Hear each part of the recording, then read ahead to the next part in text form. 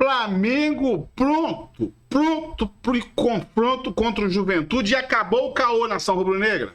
Para tudo aí, porque eu vou trazer, rolou, a imprensa tá embasbacada.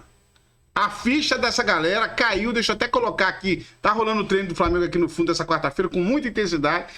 Cara, Felipe Luiz é genial, você vai poder acompanhar aqui, tá? Então, ó, rubro-negro, presta atenção, o Flamengo com reforços importantes para cima do Juventude.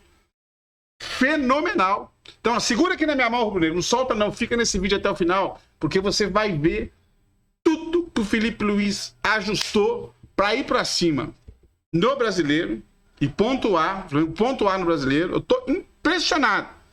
E tem também a final da Copa do Brasil, que o Flamengo tá monstruoso. Vem comigo para as notícias agora. Mete o dedo no like aí e me fala uma coisa, você tá confiante no Flamengo do Felipe Luiz?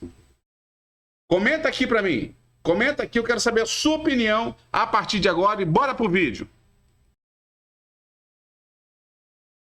Gente, só para ressaltar aqui que a intensidade desse treino é muito bacana e detalhe, tá? Muita jogada ensaiada. Lembra o estilo de treinamento do Jorge Jesus. Olha ali, ó. Matheus Gonçalves, Léo Pereira.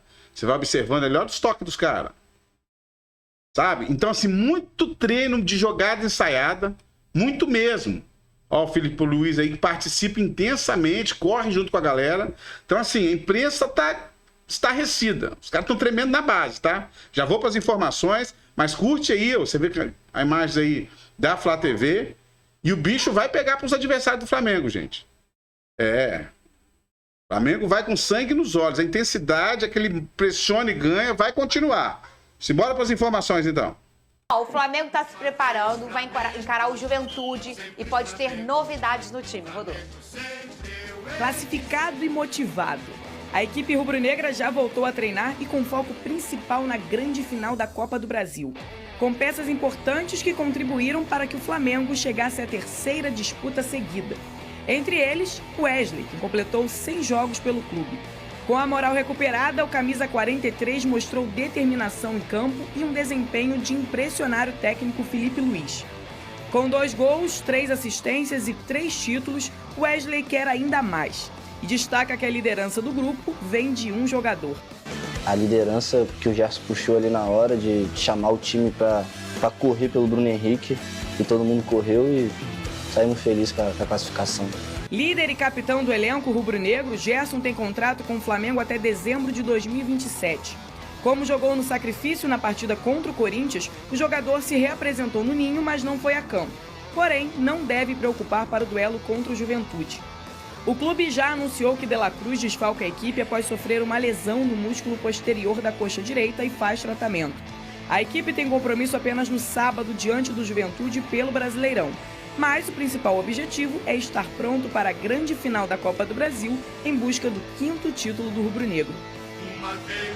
Vene Casagrande, e a situação do De La Cruz, Vene? Pois é, confirmou aquilo que todo mundo já esperava. Grave lesão que o De La Cruz sofreu novamente. Inclusive, ele recentemente voltou agora de uma lesão muscular que ele sofreu e agora ele sofre algo bem parecido, uma lesão de grau 2, ou seja, tempo indeterminado, previsão de volta, pelo menos 2 semanas ele está fora, e aí o Felipe Luiz ele vai ter que pensar em algo para poder montar a equipe para as finais da Copa do Brasil. O Alcaraz será o substituto imediato do De La Cruz e o Pulgar está suspenso para o primeiro jogo, então ele vai ter que fazer 2 mudanças no meio de campo do Flamengo. É algo a se pensar, ele vai utilizar os jogos do Campeonato Brasileiro para poder montar essa equipe e dar também, digamos assim, ritmo de jogo ao Alcaraz. Lembrando que ele acabou de chegar, tem sido muito pouco utilizado, questão de minutagem, mas é um jogador que está crescendo de produção e certamente pode dar conta do recado na ausência do De La Cruz, um jogador que não estava rendendo muito dentro de campo, fazendo um segundo semestre bem longe do primeiro semestre que ele fez com a camisa do Flamengo. Mas eu nem culpo o De La Cruz. Repito aqui, a forma como ele está sendo exigido, ele nunca foi exigido anteriormente. Se a gente for ver número de jogos, ele nunca fez tantos jogos como ele fez agora no futebol brasileiro, porque lá no futebol argentino ele jogava menos, tinha bem menos partidos para disputar. Vamos colocar no telão aqui, o choque chegou lá no Recreio dos Bandeirantes, a gente estava mostrando a situação de como está a torcida do Penharol. Gol aí, tem um dado dado que é bem impressionante, que é o seguinte: o Gabigol, ele voltou a ser titular no Flamengo, né, com a efetivação do Felipe Luiz, mas não fez nenhum gol. E no jogo da classificação contra o Corinthians, ele foi, né, substituído logo que o time precisou mexer ali com a expulsão do Bruno Henrique. Agora, olha esse dado. Um dado que chama atenção é o número de gols do Gabigol. Ele fez 4 gols no ano inteiro. Ele é um atacante, fez 4 gols. E esse número foi alcançado pelo Tadeu, goleiro do Goiás na Série B, que fez de pênalti o seu 4º gol no ano. Então o Gabigol tem 4 gols e o Tadeu, goleiro do Goiás, também tem 4 gols. Até o Felipe Luiz, né, Mauro, ele já, nessa última entrevista, ele já, diferentemente das outras, né, que ele falava, não, o Gabigol, o cara vai voltar, tal, ele falou assim, será que ele vai voltar? Ele mesmo falou, não sei, depende dele. Porque a fase é muito ruim, né, do Gabigol, e no meio desse monte de desfalque do Flamengo, se ele tivesse uma fase mais ou menos, ele ajudaria, poderia ajudar. E a questão que eu acho que não depende só dele, não, porque ele está tentando e não consegue jogar. Isso depende dele, não concordo, não. Depende dele, parece que assim, no dia que ele quiser, ele volta a jogar. Ele está tentando há 2 anos. Há 1 ano, pelo menos, praticamente. Nessa temporada ele tem se empenhado bastante. Não consegue. Não consegue. Corre e tal, tenta, mas não acerta jogadas, não ganha disputa, e velocidade não ganha mais de ninguém, continua sem cabecear, não chuta com a perna direita, não divide uma bola, não se posiciona da melhor maneira. Uma coisa assim, assustadora. Ele hoje virou um jogador de nível Série B, C, sei lá. Sabe? Que coisa, né? É incrível. Sem sacanagem. Hoje, se você colocar o Carlinhos em campo com toda a limitação do Carlinhos, o Carlinhos pode ser mais eficiente do que ele. O Carlinhos pode sobrar uma bola pelo alto, pode fazer um pivô. Ele não consegue, gente. Claro que no dia que ele fizer um gol, viu e tal. Olha, ele fez um gol de pênalti no Brasileiro contra o Criciúma, e um gol do 6-1 contra o Vasco debaixo da trave. O Vasco entregue já com o jogador a menos, tomando de 5, foi o 6º gol. Qual a jogada construída e tal? Deu uma assistência para o Carlinhos contra a Vitória. Foi o melhor momento dele no ano. Um passe para gol. Vitória tinha empatado o jogo, saiu para o jogo tentando virar, ele meteu muito bem a bola, o Carlinhos conferiu.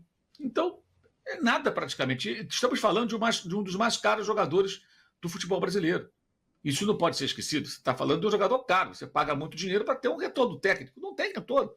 E o Felipe Luiz já deu a ele a minutagem. Não funcionou. Está na hora de pensar em outra saída. E aí ele volta para o banco. Se ele entrar amanhã e fizer um gol, beleza, legal, bacana, show de bola. Mas, cara, não dá para ficar... A brincadeira que rolou e continua desde domingo, de que o Flamengo já estava adaptado a jogar com 10, por mais estranho que possa parecer, ela faz certo sentido. Porque o time joga com 10, ele não participa do jogo. É assustador. Agora, as razões pelas quais ele não consegue jogar, aí é uma coisa que ele tem que buscar uma explicação. A gente pode desenvolver milhões de teorias, né? Cada um vai ter a sua. Mas a razão pela qual ele não consegue jogar mais, o pessoal compara ele ao Luan. Enfim, o Luan tinha uma pegada diferente e tal, mas o resultado em campo é parecido. As razões pelas quais os dois tiveram uma queda vertiginosa podem ser diferentes. E aparentemente são diferentes, né? Mas o que se vê em campo é parecido. O cara foi rei da América. Muita gente questionava, eu inclusive, por que o Tite não convocava no pré-Copa de 2018, que ele merecia estar no grupo. Os defensores incondicionais do Tite falavam que ele não se encaixava no modelo de jogo. Cara, você está levando 23 jogadores na época, né? Então você leva jogadores de diferentes características para diferentes cenários dentro de uma Copa do Mundo. E o Tite não levava o Luan, não convocava o Luan, geralmente. Né? Não foi a Copa. De repente ele vira um nada. E o Corinthians ainda contratou. E não adiantou nada, foi um prejuízo, saiu daquela maneira. Foi para o Grêmio, não conseguiu, foi para o Vitória, não ficou. Né? E o Gabriel foi artilheiro da Libertadores, artilheiro do Brasileiro, jogador decisivo. E mesmo em 2022, você tem 2 anos isso, né? Vai fazendo agora 2 anos, ele fez o gol decisivo e ele jogou muito bem como parceiro do Pedro, que foi o goleador. De lá para cá, acabou. Não tem mais nada. Então, acho que está na hora já do Felipe Luiz parar com esse negócio de escalar o Gabriel. Já deu minutagem, já deu, irmão. Então, o que ele fez domingo, ele vai ter que fazer agora e buscar uma solução com outro jogador lá na frente. Mas, Mauro, sem Bruno Henrique, com os 3 machucados, ainda assim, com essa escassez de opção para o jogo do Atlético, o que você vislumbra? Sem Gabigol, pela deficiência técnica, sem Bruno Henrique, sem os 3. Como é que ficaria? É tentar o Plata, Michael, Lohan. Carlinhos não pode jogar contra o Atlético.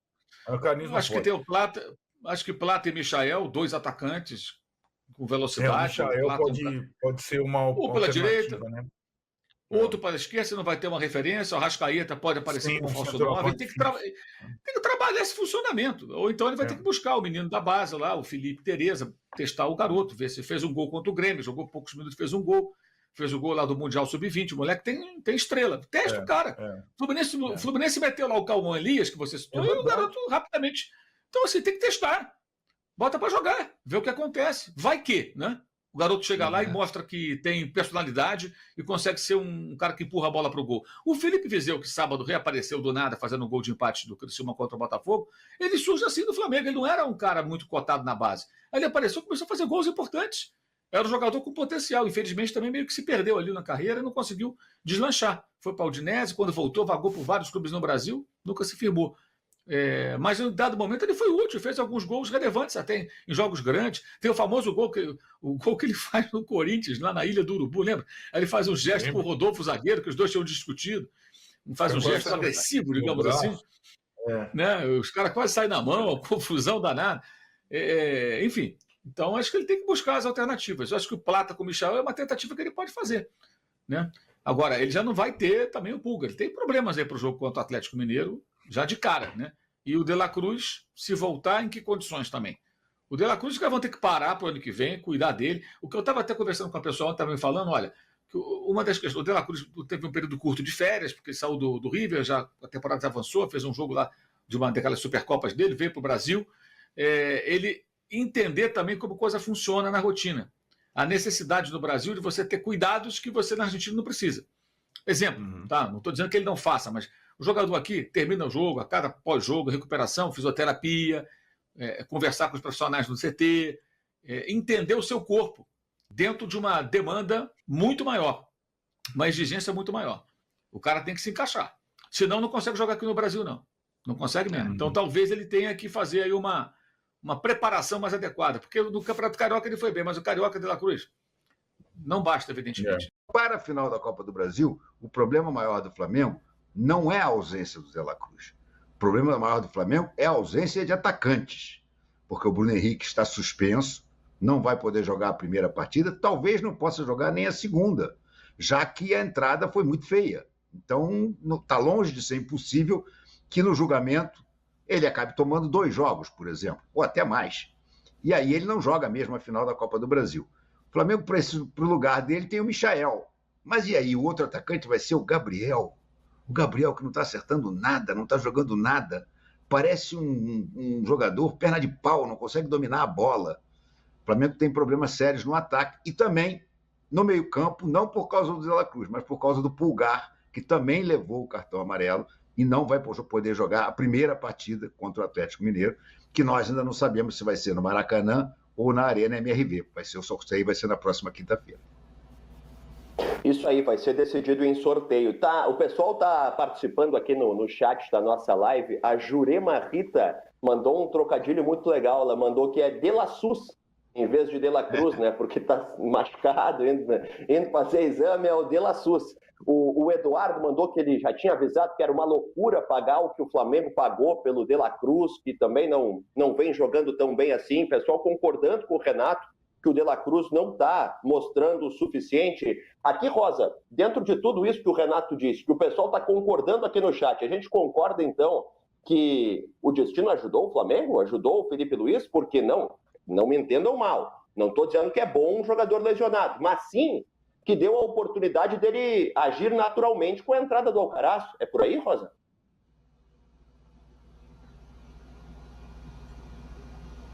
Opa, tava mutado aqui, desculpe. Tava mutado aqui, desculpe. O rapaz jovem, né, não esquece que tá mutado. Bom, eu vou puxar pelo fio do Renato. Eu também achava que o De La Cruz não vinha jogando não vinha jogando bem, não sabia dessa da contusão.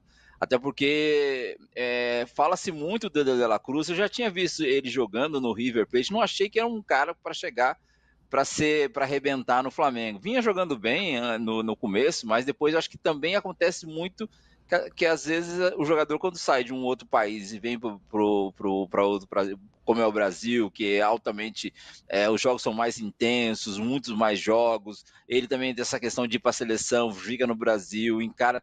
Então acabou afetando tudo isso, e aí eu acho que deságua nas contusões. E aí é um teste também para o professor Felipe Luiz, que está sendo incensado como um estrategista depois do que ele fez domingo, se ele vai conseguir armar essa equipe aí com esses desfalques todos. Eu acho que o principal ponto, eu acho que o Renato falou, é o Pulgar. Viu? O Pulgar fez uma excelente partida também contra o meio de campo do Flamengo, foi bem, né?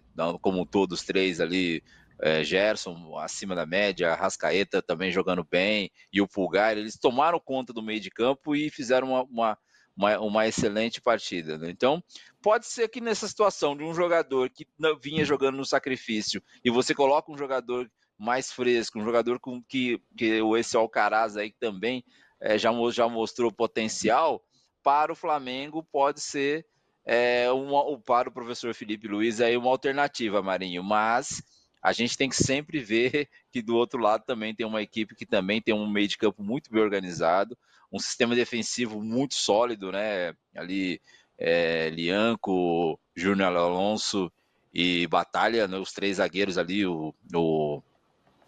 fizeram também uma ótima partida contra o Vasco, uma ótima partida contra o Fluminense. O Milito armou uma defesa que isso é preocupante para o Flamengo, viu, Renato? Como vazar essa defesa que ficou muito sólida, sabe? Ficou muito sólida mesmo. O Atlético, o ponto, se fala muito em Hulk, Paulinho, mas a defesa ali com o Lianco jogando absurdamente, assim, não estou dizendo que o Atlético é favorito, não. Eu estou dizendo em cima do que o Renato também pontuou. O Flamengo tem muito mais problemas no ataque do que no outro qualquer setor. E vai pegar uma defesa que está jogando muito bem, Marinho e Mili. Ô Mili, esses dois senhores que te antecedem na manifestação acabaram de nos dizer que o problema então é o Gabigol. É isso mesmo, o problema é o Gabigol, o problema é o ataque. Como é que o Gabigol se tornou um problema do jogador que ele era, decisivo, top, fazendo gol, comemoração, todo mundo adorando, não sei o quê, para um problema? Como é que isso aconteceu, Mili? O Gabigol é um documentário, né, gente? O que aconteceu com ele, eu acho que é difícil a gente lembrar de um outro jogador que tenha subido tão rápido, tão alto, como ele subiu, catarticamente, assim, porque o que ele fez em Lima é uma catarse, né? Eu acho que nenhum torcedor do Flamengo ou de qualquer outro clube, especialmente do River, vai esquecer. E aí, acho que ele acreditou que ele era tão bom quanto estavam dizendo que ele era. E esse é o começo do fim de todo herói, né? A vaidade é por onde a gente começa a morrer. E aí ele acreditou nisso e não é verdade, né, gente? Não é verdade. Tinha muita coisa para ser feita ainda. E ele parou no tempo e no espaço. O Gabriel Barbosa está distante do Gabigol, né? Eles se desencontraram, se desdobraram. Ele foi cantar, foi ser celebridade, dar festa depois de resultado ruim, Flamengo eliminado na Libertadores, ele dando festa. Eu acho que ele tem toda a chance. O futebol é maravilhoso, porque assim como a vida, ele dá a chance para a gente voltar. O Gabigol pode se recuperar. Vai que ele faz aí um gol, gente, o gol do título da Libertadores, não, da Copa do Brasil. Libertadores já era, né? Da Copa do Brasil. Aí ele volta, né? Mas ele realmente, a bola passa por ele e é constrangedor. Ele tem se colocado mal, ele está sem tempo de bola, ele não está com noção espacial dentro de campo, é visível o que está acontecendo com ele, né? Tanto que o Flamengo melhorou, sem ele e com 10 contra o Corinthians. O Flamengo melhorou. O Renato tem razão também, que o De La Cruz, quando saiu, o Flamengo também, o Alcaraz entrou bem. Mas o De La Cruz é isso, é o sacrifício, ele está jogando no sacrifício, né? Acontece que num time, às vezes alguém cai de produção, mais de um. Arrascaeta caiu muito de produção. Mas o Gerson está compensando geral. Se o Flamengo for campeão da Copa do Brasil, que deem uma placa para o Gerson, ele está fazendo a diferença. Ele se desdobra, ele está em todos os lugares do campo. A inteligência tática do Gerson é um negócio impressionante. Eu digo isso desde que ele foi vendido. Lembra quando ele foi vendido? Eu falei, gente, esse time orbita em torno do Gerson. O Gerson é o umbigo desse time. E ele está amadurecendo, está bonito de ver, sabe? O Gerson em campo. É realmente muito bonito. Tem uma beleza tática que eu acho que a gente às vezes não vê. A gente vê mais a beleza técnica, né? Mas o Gerson baila taticamente. É bem bonito de ver. Então, o Gabigol é sim um problema. O Michael também foi vendido na alta, né? O Flamengo faz essas coisas. Quando o Michael saiu, ele era o cara desse time. Então, sim, ele pode voltar bem. Renato, cadê o Lohan? Lohan tá lá. O problema é que o Felipe Luiz parece que não está confiando muito nele, né? Lohan, por exemplo, poderia ter entrado no lugar do Gabriel, no momento em que o Felipe Luiz resolveu fazer a substituição. Só que ele teve aquela sacada simeonesca de botar uma linha de 5 lá atrás e optou por tirar o Gabriel sem botar um outro atacante. Mas ele está lá. Talvez ele até seja usado agora nesses próximos jogos, justamente diante da impossibilidade de usar o Bruno Henrique e o Gabriel. Interessantíssimo. O Lohan é um jogador muito interessante, né? Então o Flamengo tem recursos. O Matheus Gonçalves, o primeiro tempo do Fla-Flu, o Matheus Gonçalves, o jogo foi dele, do lado do Flamengo. O Flamengo não foi, Renato? Você concorda? Foi, concordo. Matheus Gonçalves provavelmente vai ser usado. Sim. Porque ele está muito bem. Então o Flamengo tem, sabe, alternativas ao Gabigol, mas a gente fica esperando o Gabigol voltar. Porque é uma história tão absurda, o sumiço dele mesmo, que a gente fica esperando. É este o jogo que o Gabriel vai voltar. Porque ninguém desaprende de jogar bola, né? Mas nesse nível, gente, se você não estiver tinindo fisicamente e treinando assiduamente, você desanda.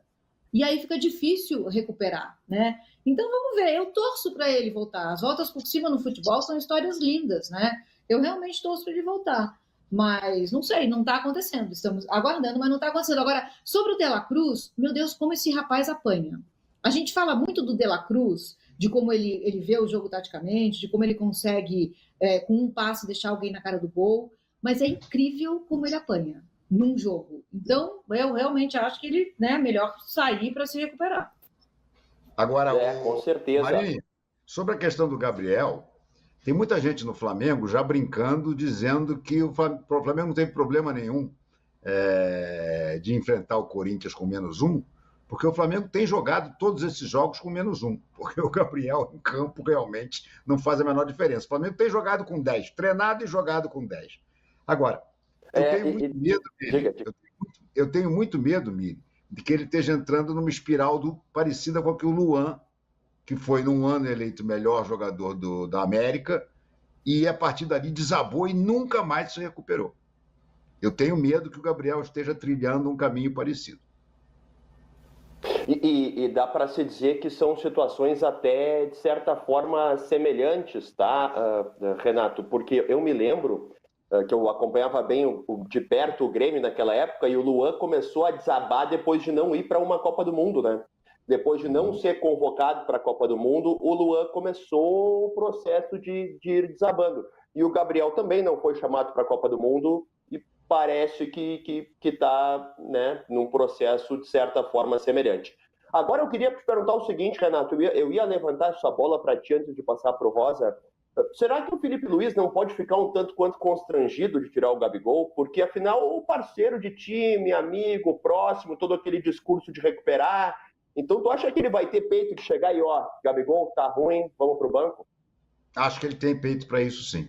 Felipe Luiz está me parecendo, sempre me pareceu, né? Mas agora, como treinador também, uma pessoa de caráter muito firme, de, sabe, não ter medo de tomar decisões que ele acha certa.